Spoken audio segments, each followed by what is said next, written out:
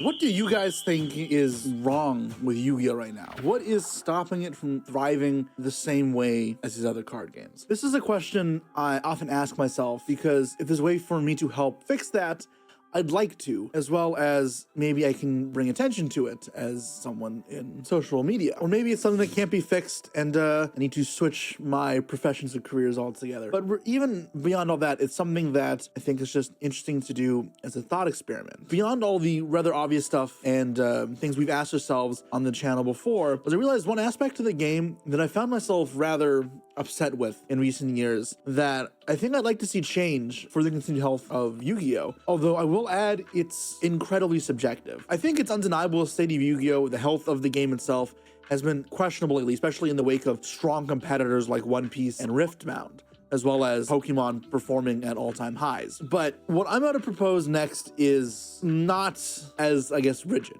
Usually when I come with these discussions, I propose theories that I think are well-founded and have a lot of objectiveness behind them. They are clear ways forward for the game or clear problems that need to be solved. But what I'm going to talk about today is something that is a lot more subjective, something that is very much based in my own opinions. I'm curious if these are opinions that are shared by a larger player base, or if this is only the competitive players, or maybe it's even Cool, these only cards are just officially out me. now. You know, I always encourage civil discourse regardless, because I think that that's how you foster better environments. But I think for this particular one, I'm expecting a lot of people to refute my opinions, and I encourage that. I know that will happen, and that's okay. I want your opinions to be heard, but I'm curious if anybody else even shares the same opinions of me. That being said, what am I talking about here? What am I spewing on about?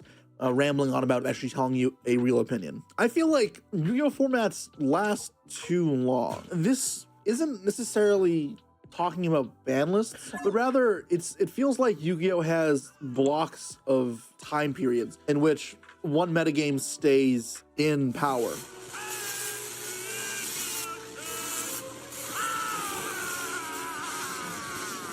And this, you know, extends past a ban list or a new set release. So an example of this could be Snake Eye meta. Well, what is Snake Eye meta, right? Because Snake Eyes came out in Age of Overlord, which is end of 2023, but they weren't meta until Phantom Nightmare, the start of 2024. From then, the deck was YCS caliber winning until December with crossover breakers, and then the subsequent ban list like right around the time as well. Of course, there's several ban lists within that time frame as well. The one that banned Baron and Linkribo and Savage. There's the one that banned Appaloosa. I don't know if I'm even missing any ban lists, but even within that as well, new set releases, changing the dynamic of Fiendsmith cards at some points in there.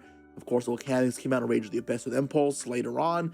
Before that was Snake Eye Bellstar. All these were somewhat meaningful changes to Snake Eye in some fashion, but ultimately overall, this was still Snake Eye format. The format's main core pieces stayed intact for quite a while, and then like, if you move on from that, of course, you go into they call it crossover breakers. What is it called? Is that the name of the set? The Malice Rizal set. We get to that set, CRBR. So at least, which came out in the July, 8 months of Rizal and Malice being dominant threats. And that is through several iterations and supports and ban lists. Those were the highlight. And you could argue that Malice goes on for even longer. And Rizal to some degree has stuck around a little more too. And this is just TCG, right? This also extends into Master Duel. And when you're playing both formats, that can take a long time because really, Malice is still somewhat playable in Master Duel, but it was definitely meta last month in the December Duelist Cup, which meant that we essentially dealt with Malice for a full year with not a whole lot changing from its core mechanics. I guess some support cards have changed with March Hare and the Ignister cards, and this Ransom got banned in Master Duel and Decoder and the TCG. The core principles of the deck and core playstyle still Malice. It is still the same game plan every single match. It's not really a change of deck. It's not a change of scenery. And this is becoming very commonplace, right? Because now as I'm thinking of this format, right? We're thinking with the health of Yu-Gi-Oh! I'm looking inwards myself. Like, am I excited to play the game right now? And I don't know. I don't hate it. I'm not like dreading playing Yu-Gi-Oh! As a professional player, but I also am not like excited to go to a tournament the way I was a few months ago. And it's not because I dislike the format. I don't think the format is brilliant by any means, but this sort of Draco Tail VSK9 Yummy meta, while with flaws, has been a solid metagame. We have some issues with some floodgates, and some have been addressed in some ban lists, but the core gameplay loop of these three decks has been intact for quite some time now. Yeah, I'm getting truthfully kind of over it. I still like Draco Tail and I can play for a bit, but I'm not excited to play test. I'm not excited to go to the regionals. I don't want to go to locals at all. And I'm not rushing to test some new strategy out because I know the gameplay loop is still going to be centered within these few core decks. And again, we've had 2 ban lists, I guess, within this time that have done nothing. And I guess the time I'm recording this, we haven't got a 3rd ban list, although we're expecting one any day right now, and it's hard to plan videos around that. But I think the point of this video comes across regardless. And I'm pretty sure that even if we get a ban list, we'll be stuck in the same format because I don't know what Burst Protocol is supposed to do to make a meaningful change to the format unless these ban lists are very drastic. So yeah, I mean, this has been a very much a trend where it feels like the last 3 years have been dominated by large blocks of the same decks, of eras almost. And this has happened in the past to Yu-Gi-Oh, but it's not been the defining trait of the game. It feels like it has been lately. And you can argue that it's also part of the reason why sets do so badly as well, because for these sets to stay in control for so long means that all the product that releases isn't consequential. Therefore, product fails. Tangent aside, it lasts too long. I know this is not a thing that's only existed in Yu-Gi-Oh! Games like Pokemon, I learned, I don't follow the game that closely, but I know Dragapult has existed for a long time. And I remember going to Yokohama for the 2023 Pokemon World and seeing Gardevoir there. And I know the deck, while about to be rotated out in a few months, it has changed, is still a deck within competitive Pokemon. We're still in it. I'm not a Pokemon expert. I follow casually. It kind of interests me, and I wonder if it's a problem that they have too, or maybe it's just a me problem. Regardless, I do find myself getting bored of these formats. I got sick of Snake Eye at the end. I got sick of Draco Tail to some degree. I'm sick. I got sick of Rizal and Malice. It's gonna keep happening if you know, as a player base, we don't say something, or if that's what we're okay with when we like, then you know that's okay too. But I myself, you know, don't love this current trend. And a thought that comes to mind for me is I thought like tier format, the Shizu tier format was like the perfect length. I will make a differentiation before the Shizu tier and the tier before it, because while those are both tier, the gameplay mechanic and loop within those strategies is very different. They are fundamentally pretty different decks, and the core things you're thinking about are often pretty different. I mean, obviously, they're still somewhat related because you have one core archetype being the same. Instead of dangers, you have Shizu cards, but both a tier. Regardless, the point is this deck came out in, it was either the end of October, like last week, or it was the first week of November, I don't recall exactly, of 2022, and then it was banned by February the next year. So it was around for 4 months, and also during somewhat of an off season. I really enjoyed playing that format. It was skill intensive, it was very interesting, and it was a very different gameplay experience. But by the end, I will happily admit, despite being one of my favorite formats of all time, I was bored of it. It was, especially because it's a mirror match centric heavy format. You're gonna play the same gameplay and same gameplay loop over and over again. It stops being rigorous and exciting. That's the thrill of Yu-Gi-Oh for me. So while I still look fondly upon that, I do agree that it was absolutely time for the deck to be hit, and aggressively so, on the ban list. So I'm not actually by any means mad that one of my favorite decks of all time was slaughtered in a ban list. I think this can actually somewhat like explain my fascination with the draft formats and Yu-Gi-Oh and sealed formats, because it does keep the things more fresh and random and exciting than repeating the same competitive formats over and over and over again. So the solution for that was to create strong decks in Kashtira, and then a very swift ban list, make sure that it wouldn't be a 2-deck format, and force metas to adapt. Now, I kind of wish that would happen more in modern Yu-Gi-Oh! Like, we had Snake Eye for the span of February, when it was actually meta relevant, until Nationals, and then done right afterwards, or right before. I would have been fine with either of those. And I know this comes from a rather spoiled perspective, because I attend a lot of YCSs, but you know,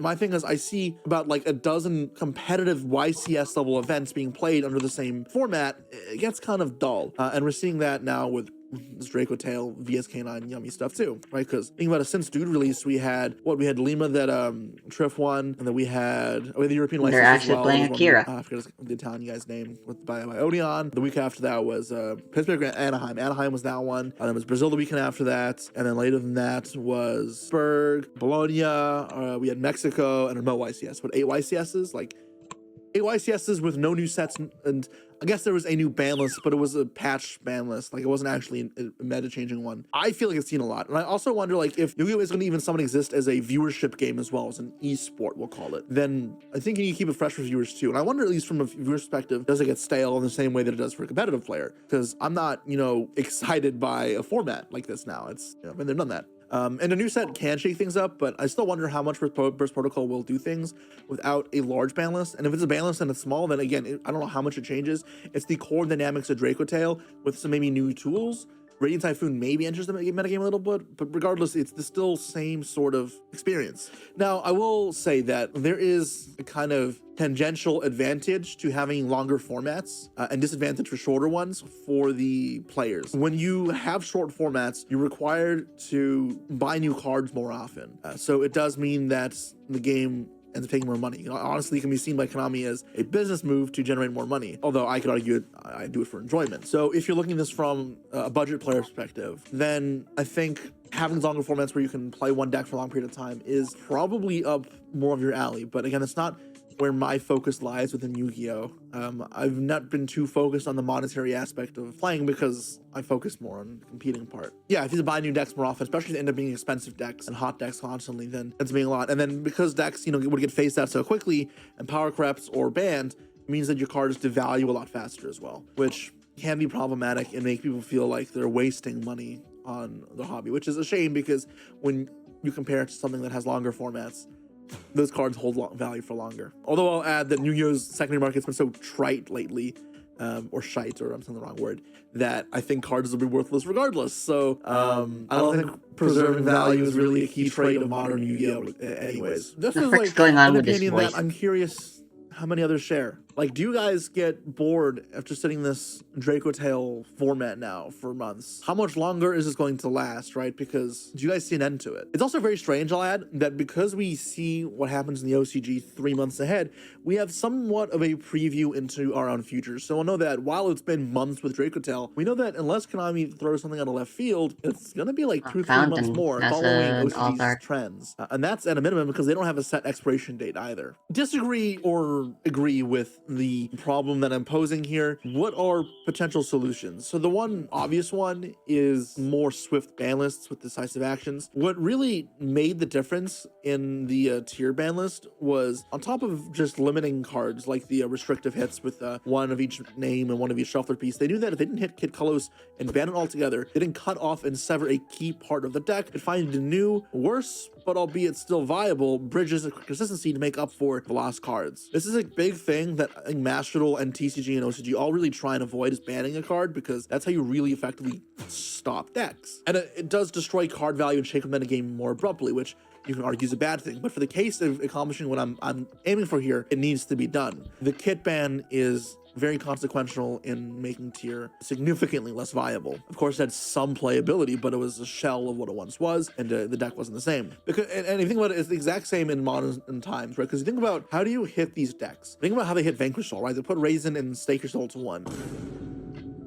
But the deck is still very much viable. It's just less consistent now, which I hate that way of approaching, because if it's ever powerful enough that it still was worthy of being played, now we have a meta deck that's inconsistent, meaning we just have frustrating gameplay experiences on top of the same gameplay loop anyways. That's not ideal. The one thing you could do is, like, if you by limiting a card, you make them opening a searchable piece less likely. So if you wanted to hit Holly Suda 1, that means the turn 0 stuff is less likely. That is a very tangible difference in the gameplay loop, but they can still search it, and the going first gameplay would be the same. But the way they approached it meant it was just consistency, and the deck in the way it plays is ultimately very similar. There's a small difference now that Raisin, if it's on the field, can't have one in hand as well. So if you draw, you can special Raisin from deck of Holisu, but these are small differences in the grand scheme of the deck. And if you go forward to Draco Tail, you think about it again, if you go forward with the hits that are being sort of hypothesized based on what we've seen in OCG, stuff like Kiji to 1, Fimeta to 1 or 2, and Malulu 1 or 2, these aren't huge hits, right? Because your consistency is lowered, but getting new tools to supplement engine, as well as there are already worse cards you could play to fill in the gaps there, right? You could play more Pans, more Urglets, more Frixels, and then you just cut some non-engine to make space for engine cards, like the Diffuse, activators, the Catalysts, the Polymerizations, your Cartesias, your Dissolvers. These cards will then make the deck fine again. And if you get rid of enough names, there's still other solutions, right? Because if Lucius is L1,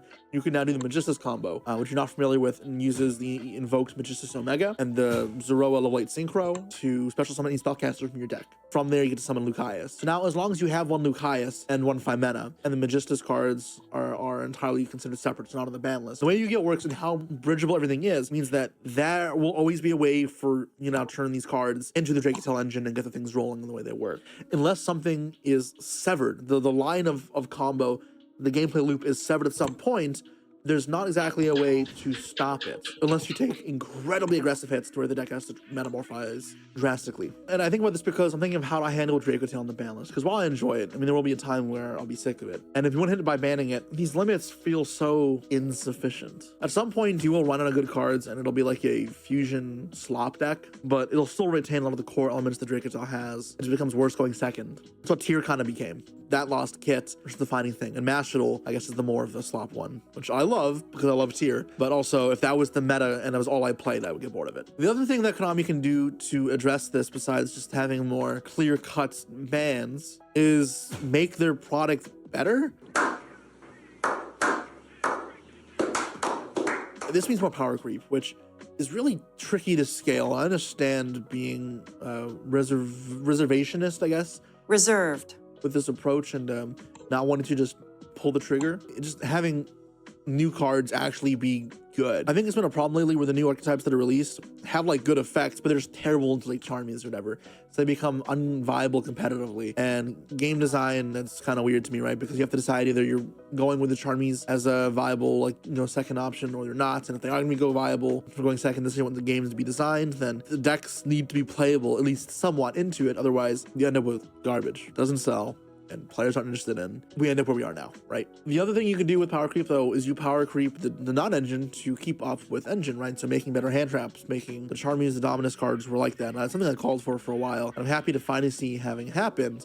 But I think we can do more, to be honest. I feel like staples have really fallen behind in card quality as opposed to engine, and high non-engine decks feel mostly pretty rare at this point in Yu-Gi-Oh's history. But I think that can change if they just print better non-engine. We are seeing the occasional non-engine deck heavy win, like the Prime Odeon deck, but for the most part, they're not the standard. And for a while in Yu-Gi-Oh's existence, it was. That's debatable if it's a good thing or not. Another very opinion-based one, which you guys can weigh in on. But for me, it is definitely a change in how I guess perceive Yu-Gi-Oh.